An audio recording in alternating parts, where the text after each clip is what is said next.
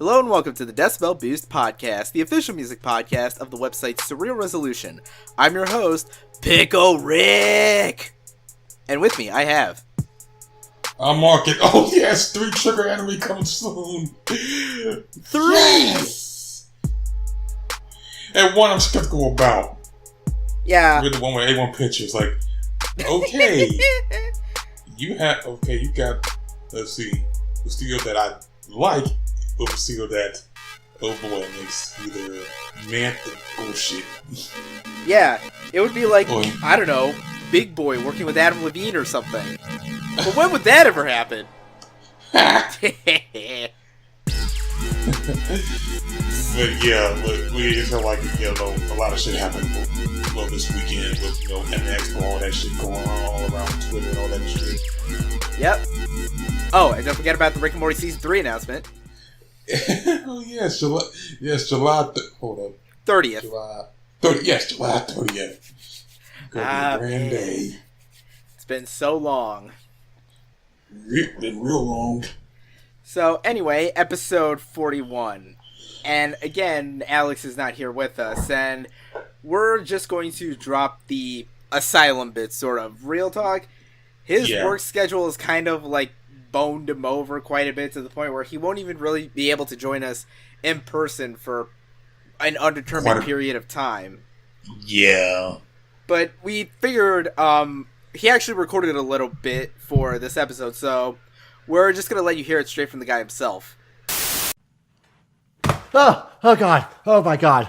Oh, I'm free of the asylum. Okay, all kidding aside, I've been absent from the show for a while, and, I'll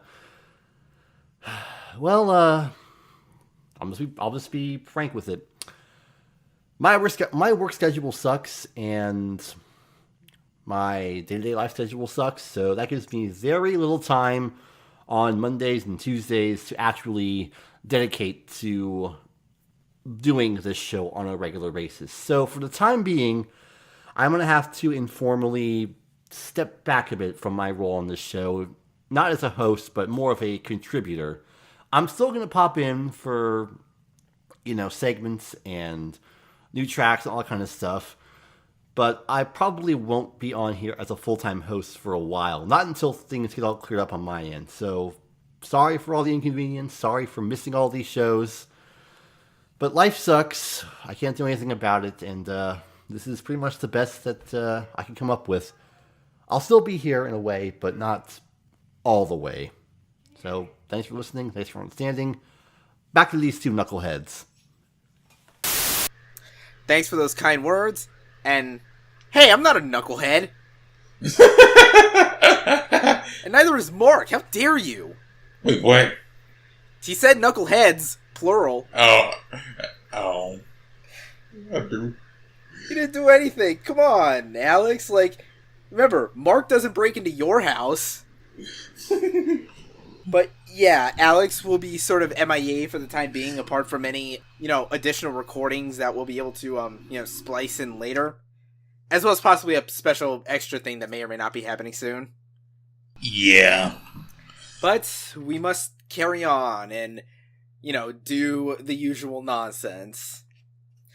Speaking of nonsense, time for the formalities, or as I like to call it, where we talk about anything but music. So, Any exciting things on your end, Mark? Let's see. Remember I said last week there was no rain? Guess what? It fucking happened again. It's like they just said, oh, you want no rain? Well, fuck you. You're going to get all the rain you can get. Just to check, did you see anyone doing any rain dances anywhere? Let's see. It's all goat, but that's about it. Okay, then.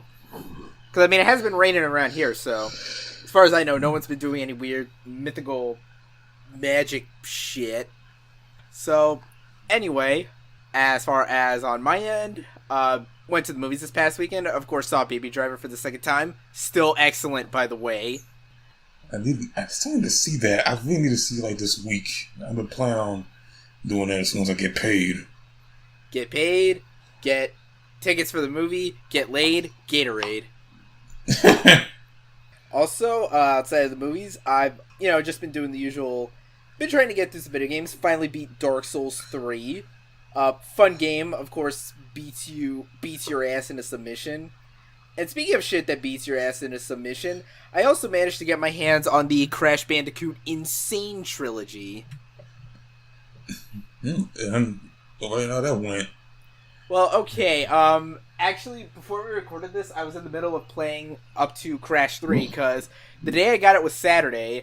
I played all the way through, beat Crash 1, then yesterday, been playing all day, beat Crash 2, 100% with all the gems and crystals, and now I'm up to, the levels 15 to 20, I believe, possibly level 18 or so. But yeah, as far as... Because I've seen it floating around through Twitter that people just keep posting, these jokey, Dark Souls comparisons, when they're on the bridge levels of Crash 1.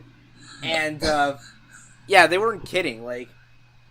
Okay, to be honest, as much as Crash was an integral part of my childhood, I never really loved the first one all that much. I mean, it was okay, but, it hasn't aged all that well. And that's especially evident when you get to those annoying ass bridge levels.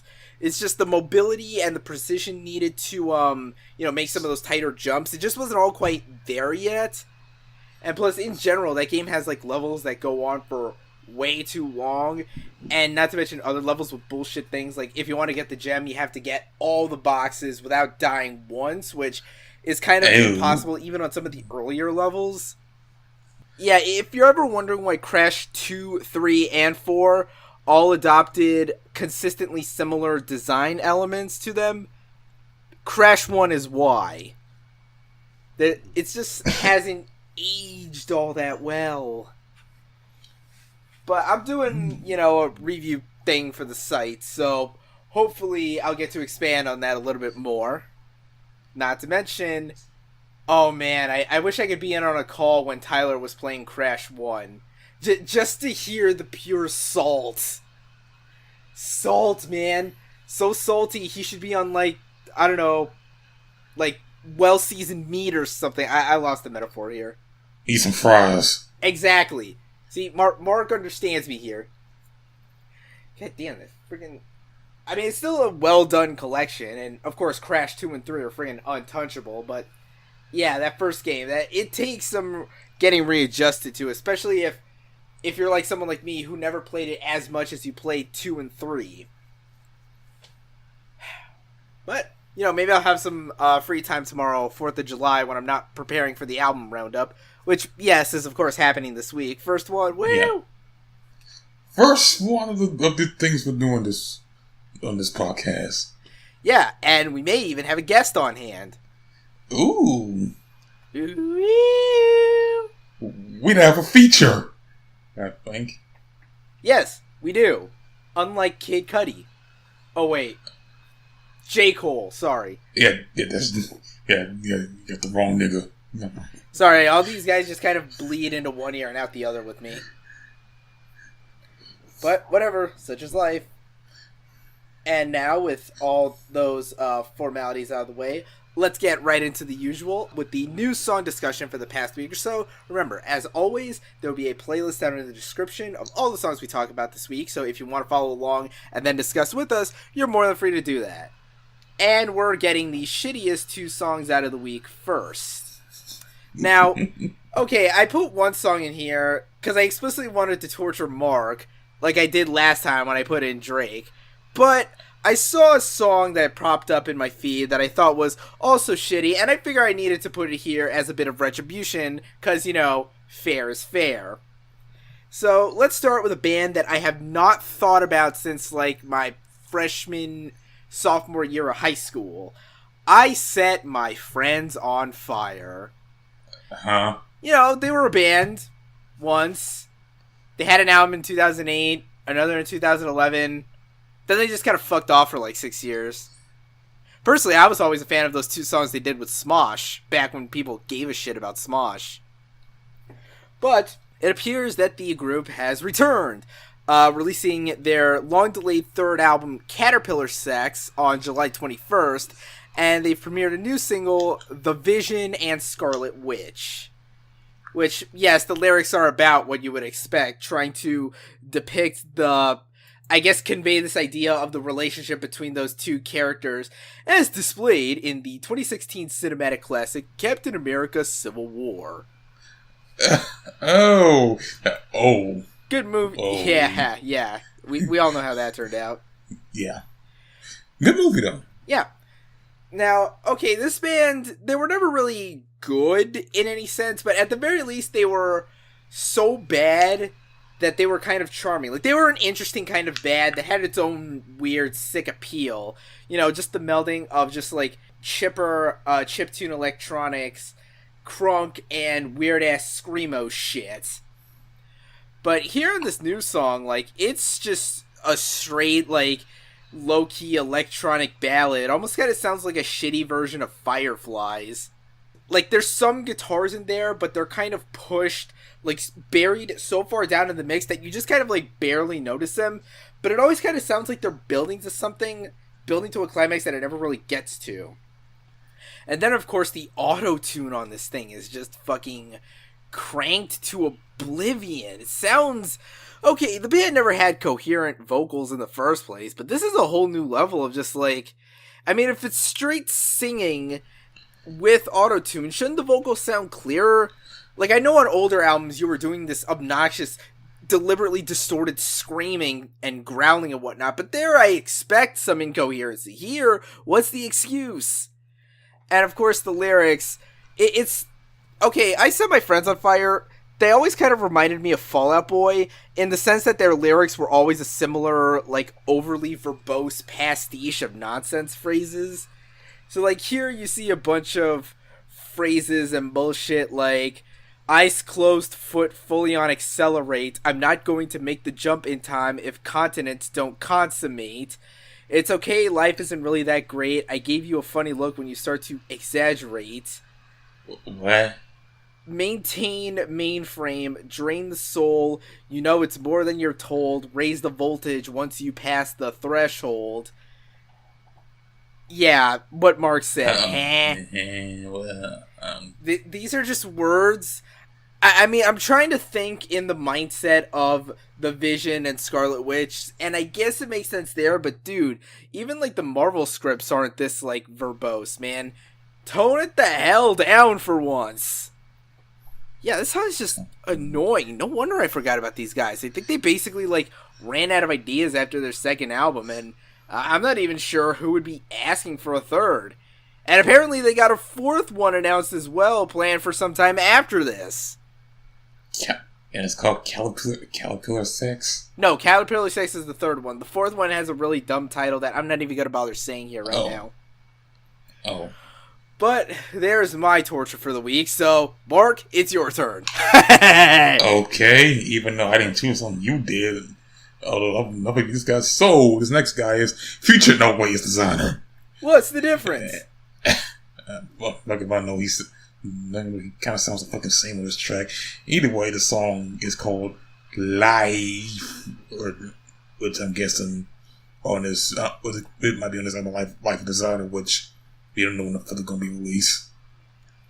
So, I mean, what's there to say about it? I guess you got your standard trap banger. Desiigner saying some bullshit. Oh, and features Gucci Mane on the guest verse for some reason. It's like he's the least bad thing about it, but it's not really one I go back to. It's just some you know, your standard trap rap wouldn't beat that you probably play in your cars and shit like that.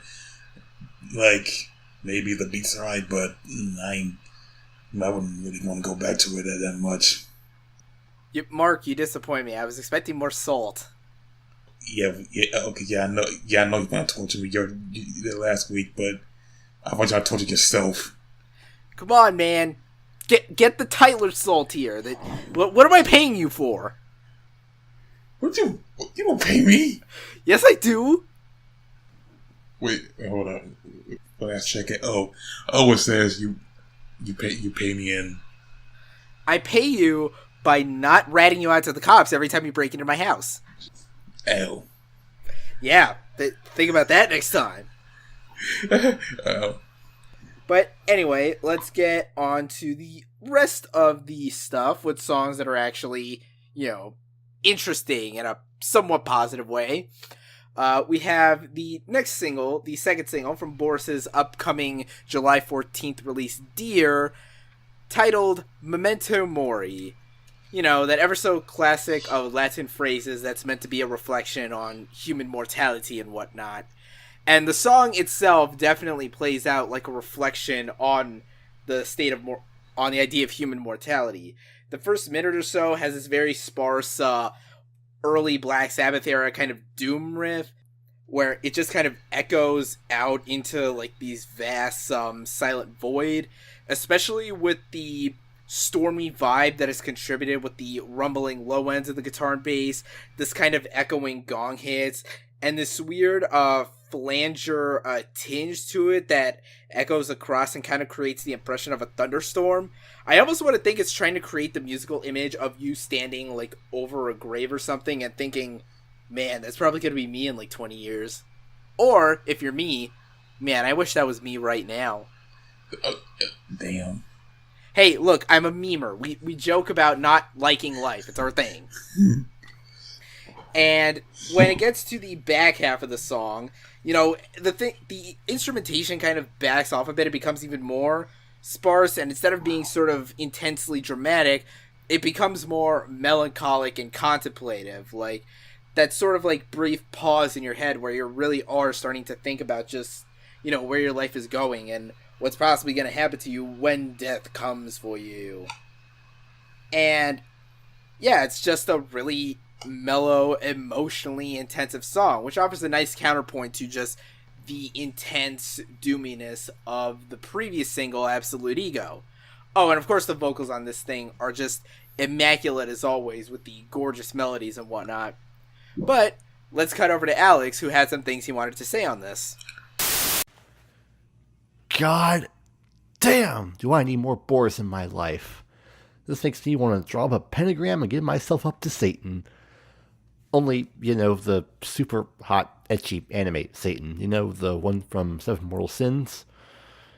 I have a thing for anime redheads, okay? This song, though, super doomy, super dark and foreboding and scary, and I love it, and I need more. I gotta dedicate some major time to the Boris backlog. These guys are awesome! Thank you for those opinions, sir. And now we move on to... Wow, are we really only like a couple of weeks away from new Shabazz Palaces? Yep. It's like, next week. Well, yeah, it's next weekend. About less than 2 weeks from now. 11 days to be precise. Mm-hmm.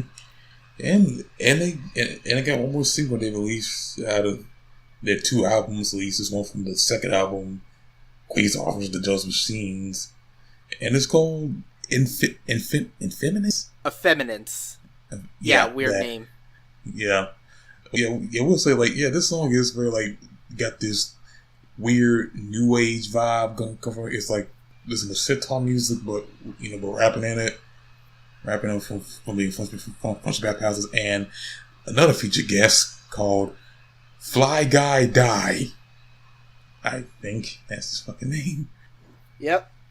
Yeah, it's Shabazz Palaces' song.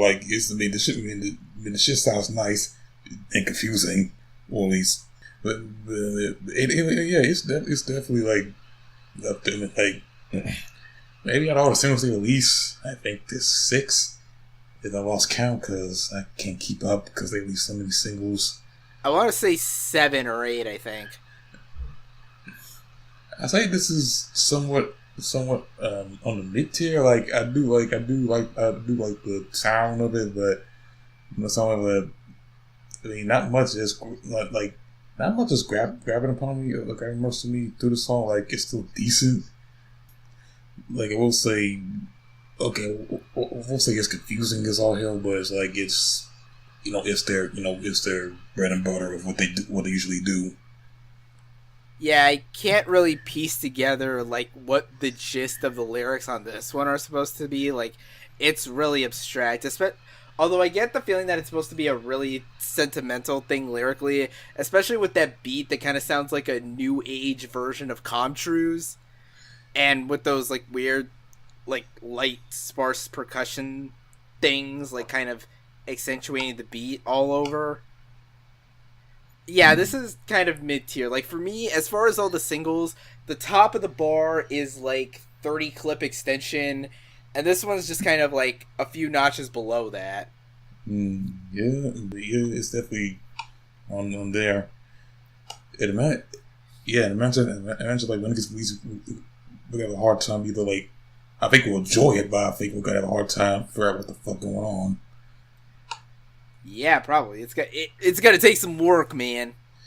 Yeah, it's gonna take like I guess like a month or some shit to get this figured out. Figure out the shit.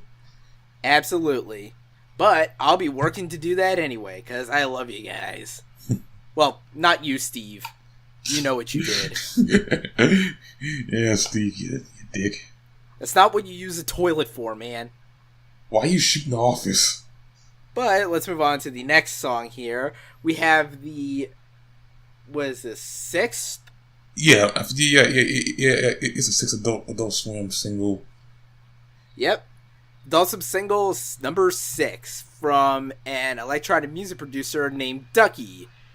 Huh? This name I'm completely unfamiliar with, but they released a track called NLFTB, which, if you're wondering, is an acronym that stands for No Love for the Boys. Which I guess means you're not going to crack open a cold one with them anytime soon. Yeah, pretty much. And okay, now I know what Now I know what that stands for because I've been trying to figure out what the hell that stands for. And then I realized, like the first opening where it says something boys. I couldn't make out what the hell she was saying. There's this really okay. So getting into the actual song, this is kind of a mishmash of a bunch of like mainstream electronic music ideas. Like, have you ever driven around like late at night and you tune to the pop station and you just hear like a bunch of DJs remixing a bunch of all kinds of random shit? Yep, I think about this before. This is basically that. So you do have like elements of glitch, especially with those vocal elements that are just constantly saying "No love for the boys" in a multitude of pitches, just kind of chopped up and stuttering back and forth. You have elements of like rave, techno, trance, whatever else the proper words are, all kind of swirling into this like kind of club banger pastiche of. Yep, it feels like something you hear from Dance Revolution or something. Yeah, it's all full force, all at once into your ear holes. It's like, let's do this noise, dance, let's get the fuck dance, ecstasy, take some Molly, do that shit, like that. If I was playing this on Dance Revolution, I'd probably fail within the first 3 seconds. That'll call it. But I'll admit this type of thing isn't my bread and butter. Techno music was always more like my older sister's motif, but this song, I kind of like it. Yeah, I think this song's pretty okay. I actually got into it, listened to it a couple of times. It's definitely like an okay electronic song, which does play good at a rave. Yep. So make sure to bust out your glow sticks and plur candy bracelets, kids. And don't OD. Yeah, don't do that. Yeah. Because then we'll have less viewers and listeners. But also because we care about your safety. Yeah, that too. Okay, moving on to the next song. We finally got the official album announcement for the second studio release from Danish black metal act Myrkur. The album is titled Måneblôt, and it's due out September 15th. We have a new song from this album with the title of Måneblôt. I hope I'm pronouncing that right. There's a bunch of weird accentuations on it. I assume it's Danish or possibly Swedish. I'm not familiar with the language, clearly. I'm just some pasty-ass gringo from, wherever the fuck. Now, I talked about the previous single released by Myrkur, which was primarily this very folk-driven thing, not a lick of black metal in sight. So I was kind of hoping that if she was doing another album, it would lean more towards folk and kind of excise some of the black metal stuff, like, a lot. Unfortunately, this song comes swinging right out of the gate with that grinding black metal, obnoxious, just kind of brick wall, and I'm just like, I'm so annoyed. But then, of course, there's these little pockets where Amelie, the vocalist, and, main driving force, her vocals go from the grating, harsh black metal style to a more haughty, gothic, just absolutely haunting, beautiful thing. Like, that's the thing that frustrates me about Amelie doing Myrkur. She has an absolutely gorgeous singing voice, so it really bugs me that she wasted doing what is probably my least favorite subgenre of metal, and probably of all music, to be honest. I mean, there are some folk things in here. Like, when it gets to the bridge, there's this neat little melodic interlude from a Hardanger fiddle, which, kind of sounds like you walked into a really shady sort of Middle-earth pub or something with some light percussive instrumentation. And then that, after a little bit more grinding black metal obnoxiousness, that same melody returns towards the end, this time being ominously hummed by, a group of voices. So those little pockets of just really excellent dark folk songwriting elements are really good. I just wish there wasn't a whole lot of black metal in between it all. But anyway, Alex had some thoughts he wanted to chime in on as well, so let's cut to him. I honestly didn't know what I was expecting going into this one, but for what it is... Myrkur is a tricky one. I mentioned before that I've never been too into black metal, mostly because the production quality almost always sucks. But this isn't sounding too terrible. Now, the clean vocals are interesting here, even if I have no goddamn idea what she's thinking about. But it sounds like a weird mix of Enya and Norwegian black metal and Celtic folk music. Like I said, this is really too tricky for me to really dissect, but it's interesting, I guess. Thank you for your contributions. And now, for the last two songs of the week, from the same artist. Well, okay, possibly three, depending on how you choose to count it. Yeah. So, last week, Thursday to be precise, or was it the Thursday before, I think? I guess the before. Yeah, Thursday before. Yeah, before. A mysterious countdown was posted by none other than Mr. Golf Wang himself, Tyler the Creator. And it was that age-old message of 7 days. For those of you who spent the 90s watching shitty slasher movies. And we were just like, what does this mean? 7 days? What could be happening in 7 days? Yeah, trailer for the Jellies? Doing that album or that other shit we got that's on Vice Slam. Yeah. I mean, there was a trailer for Nuts and Bolts, which I still haven't seen the trailer yet. Yeah. But eventually 7 days passed, and last Thursday, we got 2, or like I said, 3, depending on how you count it, new songs from Monsieur Tyler himself. The first of these is named after one of the greatest memes that ever existed. Who dat boy? Oh shit, what up? I'm telling you, Tyler's a man after my own heart. Yeah. So, and the other song is called 911/Mr. Lonely, a track which features a bunch of guest contributions, most notably some vocals from Frank Ocean, and a bit of spoken word from Schoolboy Q himself. So, let's start off with this first song here, Who Dat Boy, which also happens to feature a guest verse from A$AP Rocky. Yeah, This is like some weird shit. Like we're gonna start like this very creepy horror movie vibe. Where it feels like maybe I guess in like this. Should I say synth? Not synth, but more like these tunes where it starts and this production this horror style production beat. It is it's like very mesmerizing. It's like, oh shit, this is something like that'd be on at the beginning of a horror movie or like a monster movie concerning like the whole video start with Tyler having like something wrong with his face. Yeah, doesn't he like I don't know, so like white face on him in the video? Yep. So we got it sold by Surgeon ASAP Rocky. Yeah, that horror movie thing. Yeah, especially in the beat. So this is on, the more menacing end of Tyler's songs. This almost kind of sounds like it's a more elaborate version of something you'd hear on, like, Goblin.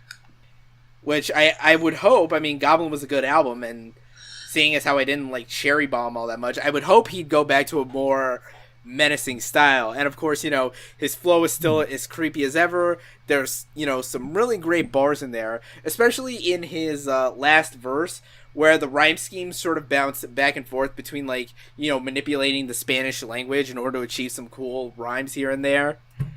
And then, of course, A$AP Rocky gets in some pretty cool bars in there, including some references to, I think, his position in the XXL freshman class, and, of course, some jabs at Vince Staples.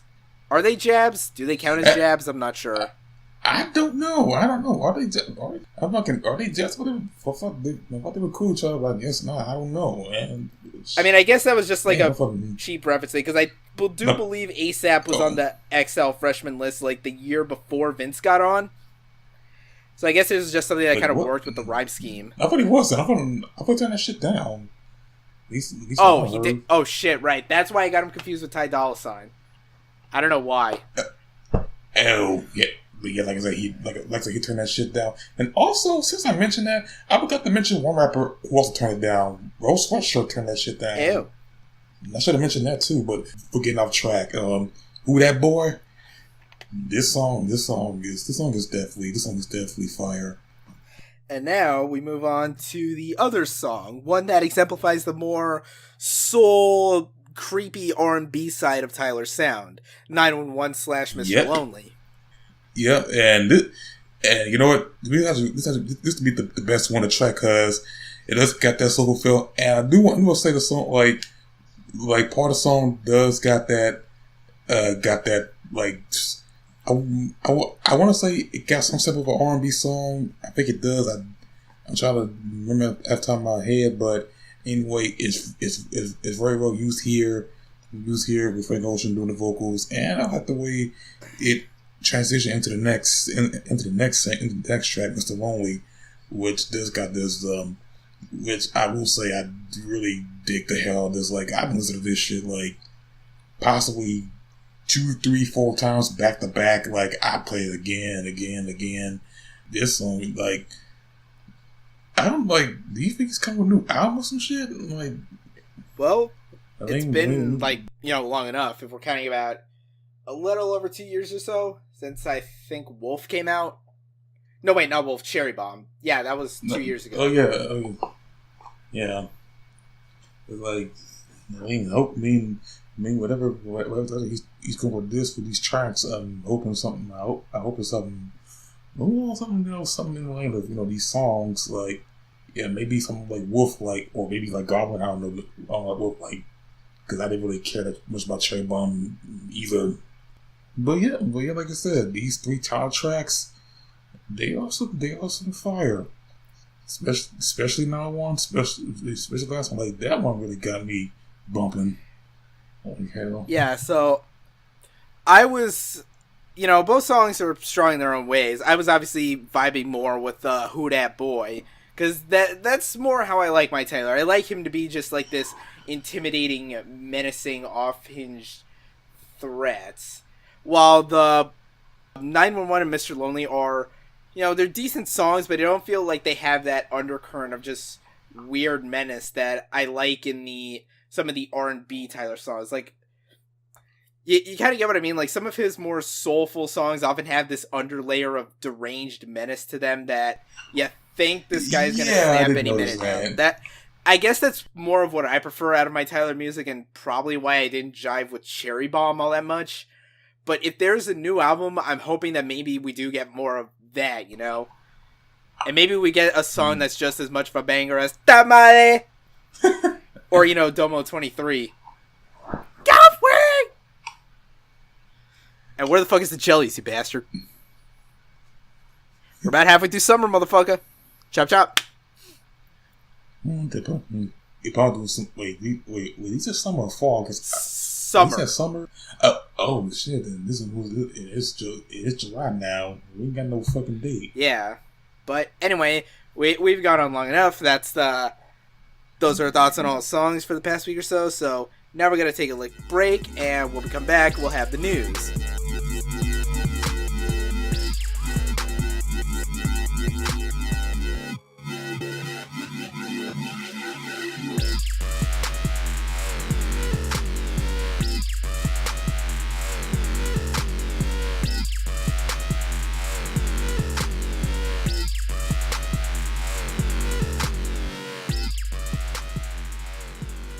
And we're back. So we got... Boy! Okay, then. Oh. So we got about 5 news topics to discuss here. First off, related to the great dumpster fire that was the musician deaths of 2016. Mm-hmm. In particular, relating to the passing of Fyfe Dawg, MC of the classic hip-hop group A Tribe Called Quest. Now... during a memorial last year, eulogizing Fyfe Dawg, Andre 3000 of Outkast revealed that Outkast, not Andre 3000, not Big Boy, Outkast, was actually working with a tribe called Quest on a collaborative album. And recently, Big Boy divulged a little bit more details on this. Apparently, this wasn't just like a conceptual thing, like in the planning stages. To hear Big Boy say it, quote, "We were talking about doing a Tribe Called Cast album. It was real. Q-Tip flew to Atlanta. Ali Shaheed Muhammad. We all met at Dre's house. We got to the point of picking out the beats for the album. Then some kind of way, everybody started doing stuff. And then Fyfe, so it was it was happening, though. It definitely was happening." And, well, we'll never hear the collaboration. Never. Well... That's fuck. There's a vague, sort of, let's say a consolation prize. Now, we know Andre 3000 was featured on We Got It From Here, Thank You For Your Service, but Big Boy revealed that he actually recorded some tracks with Fyfe Dawg himself. They were able to get together, record some tracks, and I don't know if this was part of the planned Tribe Called Cast album, or if this was for some other project between the two, but Big Boy states that he does have plans to possibly at some point put out these collaborative tracks. Apparently they didn't come out on the latest Big Boy album, Boomiverse. Which is true, I know. But who knows? Maybe there'll be like a deluxe vinyl, or maybe like a bonus edition that comes out sometime in the next 6 months that features the collaborative tracks, or they just pop up on a SoundCloud somewhere. Who knows what could happen? I mean, if let's say tomorrow a track from them comes out, well, it can happen. You're gonna know. Like the second it happens, we're all gonna know. It will be they'll be on their first thing. Yep. Although this would be interesting to hear. I mean, freaking A Tribe Called Quest managed to get Outkast like actually together back in the studio, not just one or the other, but like, yeah. I mean, I don't know how much they may have recorded. Like, I don't think they ever probably got as far as like a complete album, but I figure they probably had to have completed at least a couple of songs, probably. Yeah, it was enough for an EP or some shit. Yeah, that would be very interesting to hear. Yeah. The last relics of one of the greatest MCs of our time. Mm-hmm. But we'll have to wait and see on that.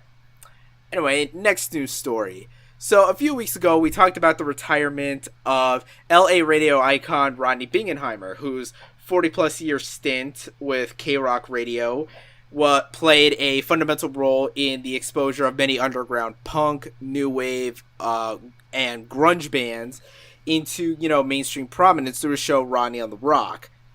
And we thought he was all done with there, but no, apparently he's getting right back into it. He's revealed that he landed a new show on Sirius XM satellite radio. The channel, so he's hosting a weekly show on the channel Little Steven's Underground Garage. It'll be beginning July 16th and, premiering at 9 p.m. He joins a roster of various other guest DJs to, he's basically going to be doing more or less the same thing he always did. He's going to be, championing, like, the underground to sort of, I guess, a mass audience, depending on how many people actually have Sirius XM radio. Sadly, I don't. I kind of want to, though. Yeah. See, I forgot the thing. I mean, I don't really listen to radio that much. I mean, I listen to it quite a bit, but although mainly it's just like the college radio I listen to. But if I ever get a chance, maybe a free trial or something, or get a hold on an actual car stereo that can, process Sirius XM, I'd be interested to check this out. Good to know that he'll still be keeping, the lineage going, his legacy going forward in a new environment. He'll keep going on if he's in 60s. Yeah, he's in his late 60s. Yep, and he's still going strong.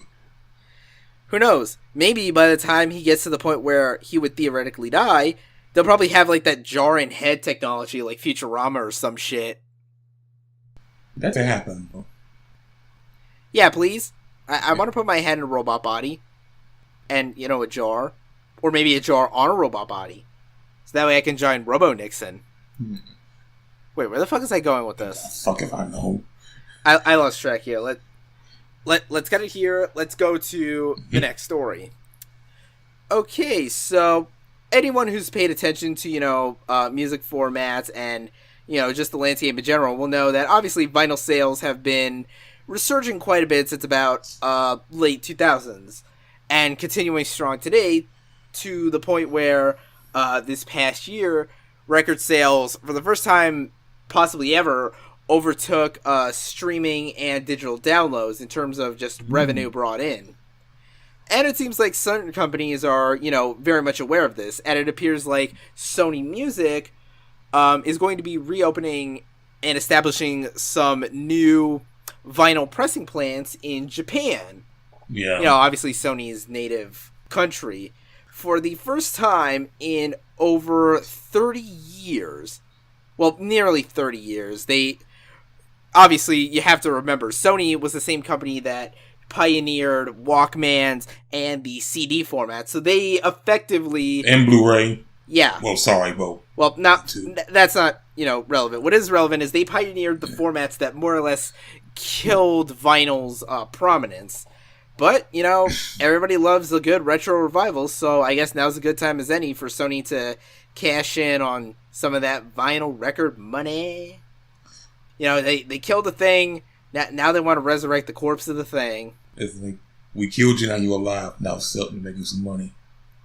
Yep, this is like some, I don't know, this is like some Rick and Morty shit, man. They killed the thing, they brought it back just to do its bidding and make it money. Or in other words, what is my purpose? You pass butter. What's my purpose? Fuck if I know. You print records. Oh no. Yeah, welcome to life, pal. But yeah, I'm kind of interested to see what a mega huge company like Sony is capable of doing as far as, pushing vinyl back, to even more mainstream prominence. Because if it's already making, like, a lot of money with the availability of vinyl pressing plants, I know they actually opened one up not too long ago downtown, like within the past year or so, I believe. And yeah, I'm just curious to see. Maybe it'll, push vinyl so much that maybe it'll probably make it a little bit cheaper, which might entice people to buy more of it, which will, feed into vinyls being able to be more cheaper, and then, people buy more, just kind of in a cycle like that. But we shall see. We shall see. Who knows what the future will bring? Anyway, moving on. So apparently some stuff has been going on over in the realm of MTV. Anybody who's been paying attention to the media giant knew that in 2016 they relaunched themselves into a sort of Vice/Noisy-esque kind of journalistic enterprise with a lot of, promising young writers who were, pushing the boundaries of music journalism and whatnot. And Unfortunately, this past week or so, they announced that they were laying off quite a handful of their staff members. I believe at least 12, as far as I saw, and switching gears from long-form written content to short-form video content, because I guess you got to compete in the YouTube market. Yep. Guys, just a bit of quick advice.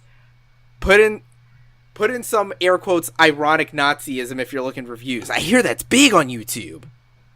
Pretty much brings in the money or views. We're fucked. So there's been a bunch of information that's sort of come out in the immediate aftermath and fallout of this restructuring. And one of the more interesting ones, or I guess rather one of the more interesting in a frustrating way, was that one of the things that may have contributed to the decline of MTV News was the pressure placed on them directly from outside music artists.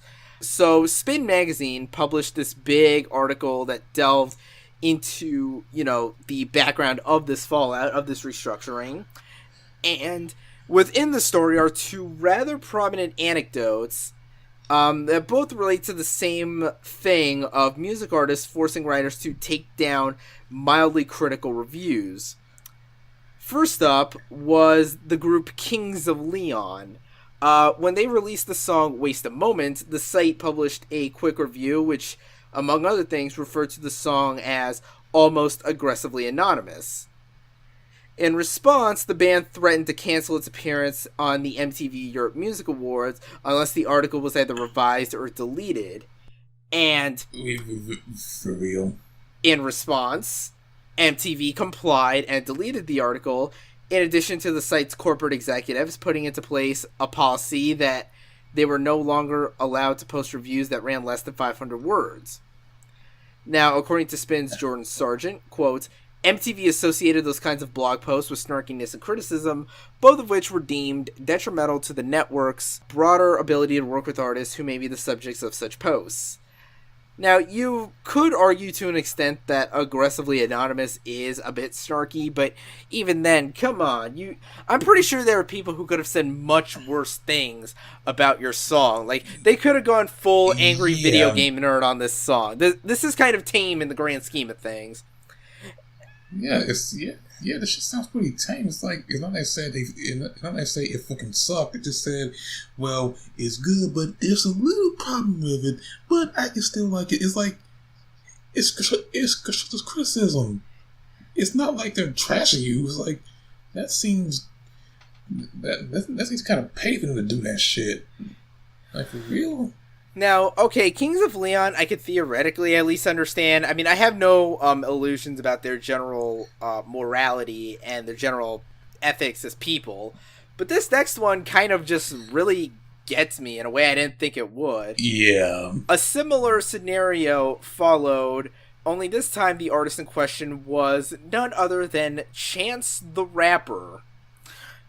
So, a writer for the site published a concert review, a review of a Chance the Rapper concert that primarily focused on an emotional disconnect that they felt while seeing the concert.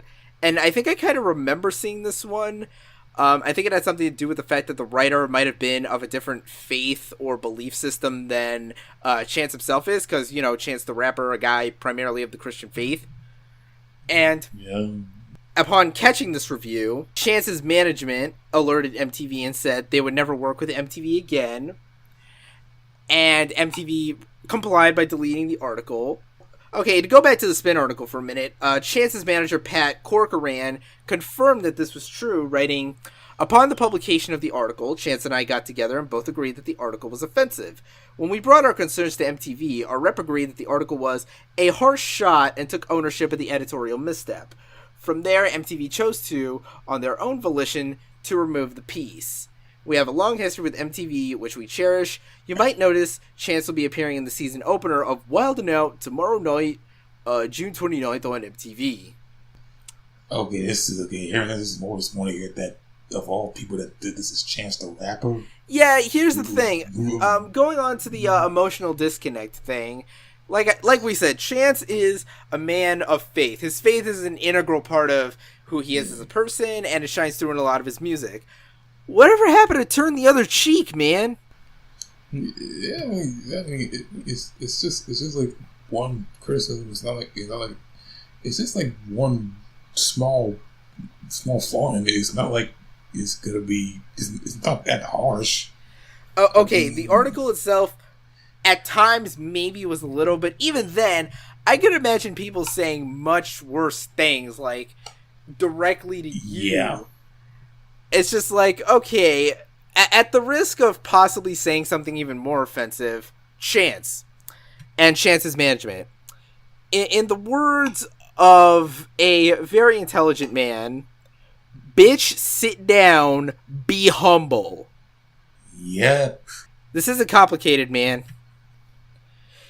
And apparently, it goes far beyond more than that. Just to cover one more anecdote, the Spin article quotes an editor that told the staff not to publish any stories about DJ Khaled, quote, unless it's like, Khaled is great! Because apparently they were very interested in maintaining a solid relationship they were trying to maintain a solid relationship with DJ Khaled to, have him, promote MTV stuff, appear on their big events and whatnot. So, yeah, you can imagine that someone like Mar, for example, probably wouldn't last a day at this job. So, you're pretty much saying, yeah, don't review this music. They're like, really think you might as well say, don't review nothing at all.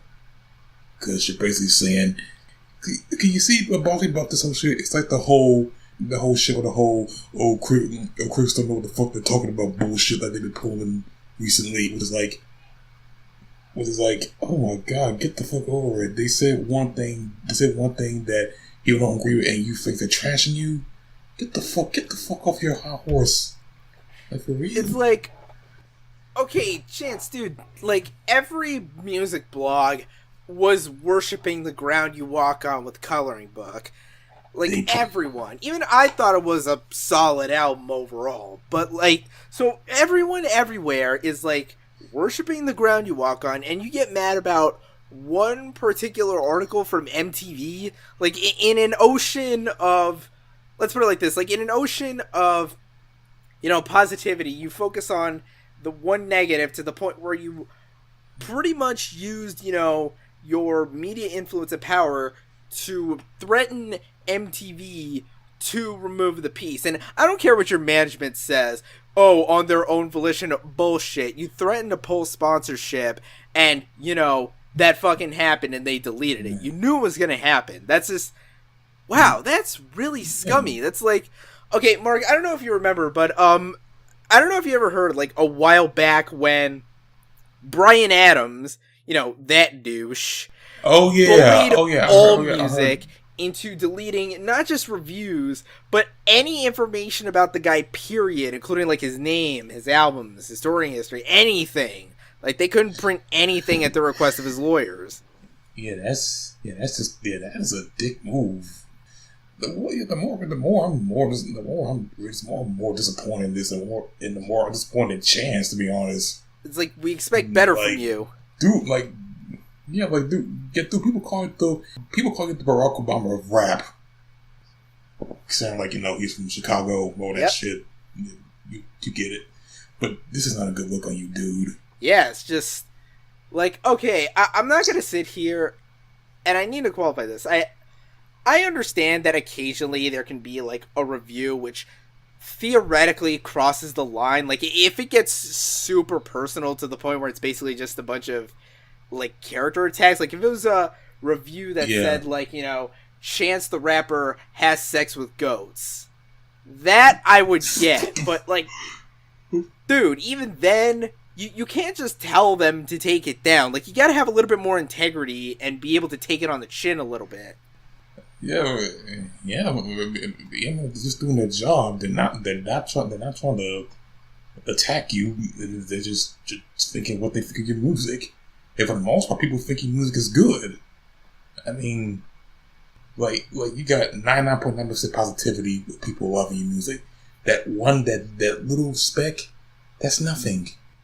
Pretty much, like, okay, I gotta move on because this story is really pissing me off. So let's move on to something let's move on to our last story this week, which can actually give us a little bit of joy. Now, that make us laugh. There's an often quoted expression about the great gangster criminal Al Capone that, despite the multitudes of extremely illegal shit that he was involved in during his life, the thing that ultimately did him in was tax evasion. Not like the alcohol smuggling or, the shootouts and all that. No, just not paying taxes. I say that because Billy McFarland, the co-founder of the glorious shit show that was Fyre Festival, has actually been arrested, specifically for the crime of wire fraud. Now, if you're wondering what specifically this entails, okay, so on Friday, he was arrested and charged with federal wire fraud in the Southern District of New York.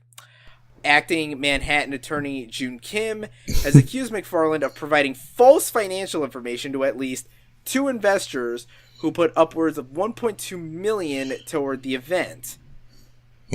Oh, wow. Okay, I'm guessing when we saw those, I remember a couple, a while ago, in the immediate aftermath of this, we found, the document, the pitch document, so to say, and seeing how bare bones that was, and, the deliberate, amateur hour aesthetic of the whole thing, I can kind of believe that he falsified financial information. Anyway, going on. In a press release, Kim specifically notes 2 incidents in which McFarland perpetrated a scheme to defraud.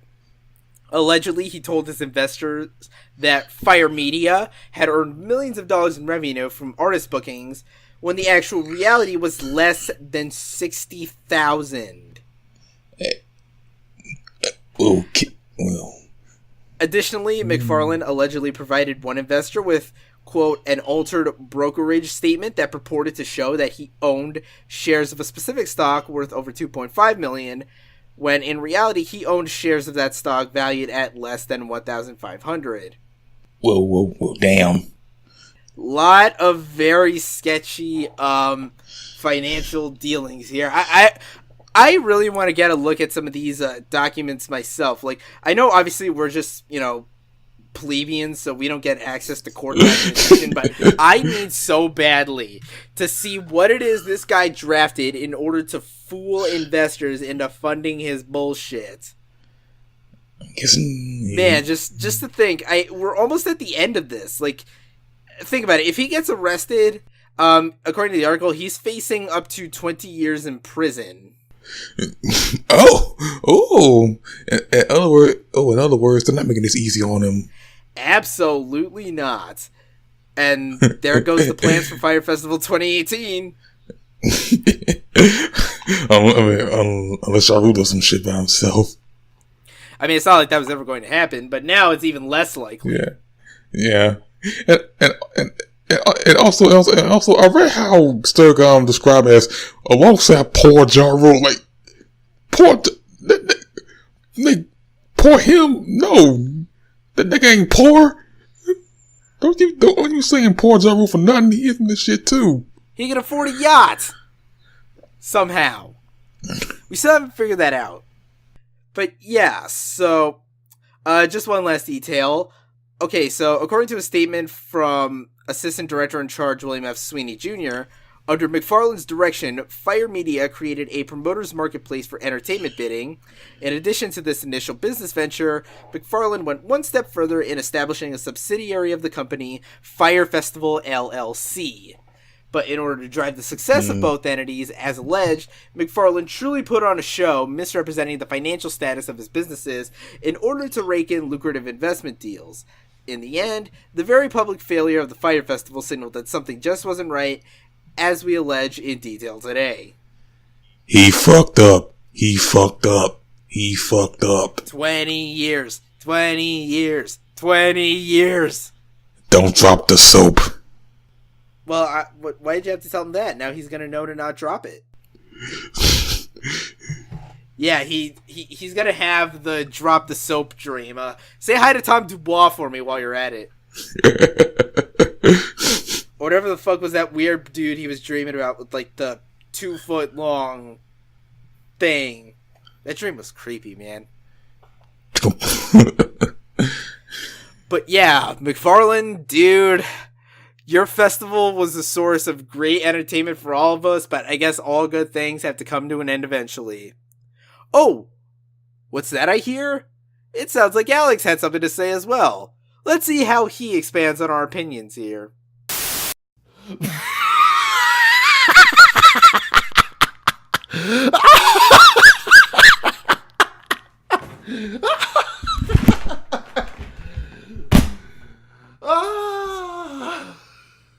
I'm dying.